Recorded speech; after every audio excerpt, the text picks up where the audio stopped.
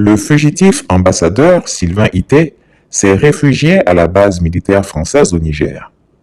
Sylvain Ité, ce diplomate bigot vis-à-vis d'Emmanuel Macron et de ses orientations sexuelles, s'est réfugié à la base militaire française au Niger, et ce, grâce à la puissance de ses jarrets. En effet, dans un communiqué du ministère des Affaires étrangères, daté du vendredi 25 août, le nouveau gouvernement nigérien lui a donné 48 heures pour quitter le territoire national. Face au refus de l'ambassadeur de France à Niamey de répondre à l'invitation du ministère pour un entretien vendredi 25 août 2023 et d'autres agissements du gouvernement français contraires aux intérêts du Niger, les autorités ont décidé de retirer leur agrément à Sylvain Ité et de lui demander de quitter le territoire nigérien sous 48 heures, indique le communiqué. En réponse, la France a rejeté la demande, estimant, je cite, que les putschistes n'ont pas autorité pour une telle requête.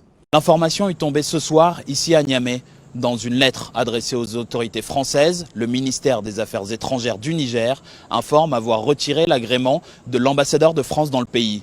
Sylvain Ité, c'est son nom, a 48 heures pour quitter le territoire nigérien. Cette décision fait suite, selon ce même document, à un refus de l'ambassadeur d'assister à une réunion prévue ce matin au ministère des Affaires étrangères. Des agissements contraires aux intérêts du Niger sont, je cite, également évoqués dans ce document, sans toutefois que leur nature soit précisée. Depuis le coup d'État du 26 juillet dernier, les autorités françaises réclament un retour de Mohamed Bazoum et un rétablissement de l'ordre constitutionnel. Sylvain Ité était ambassadeur dans le pays depuis le 28 septembre 2022, soit un peu moins d'un an.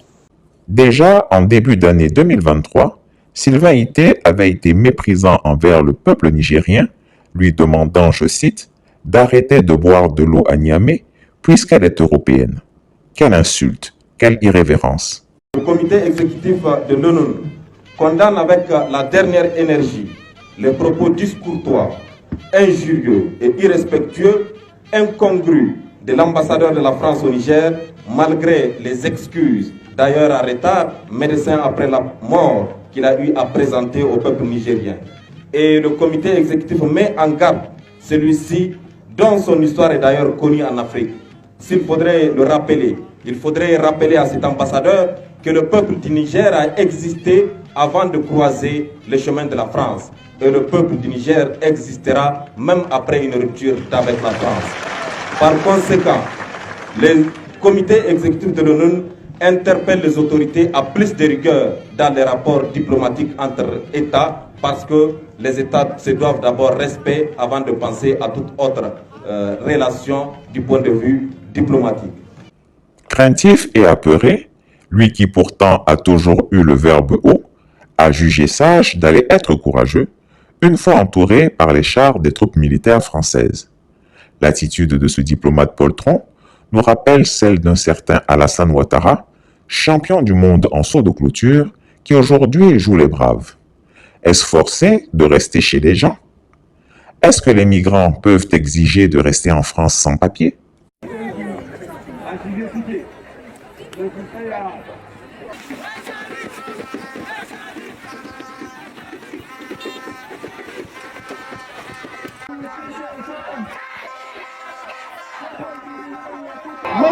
On les accorde jusqu'à la fin du délai dans 10 jours. Le jour où le délai va passer, on va pénétrer jusqu'à leur base. C'est vrai, il y aura des morts, mais l'essentiel pour nous, à ceux qui partent, la patrie dépasse nos vies. Donc on est prêt à vendre nos vies pour cette patrie.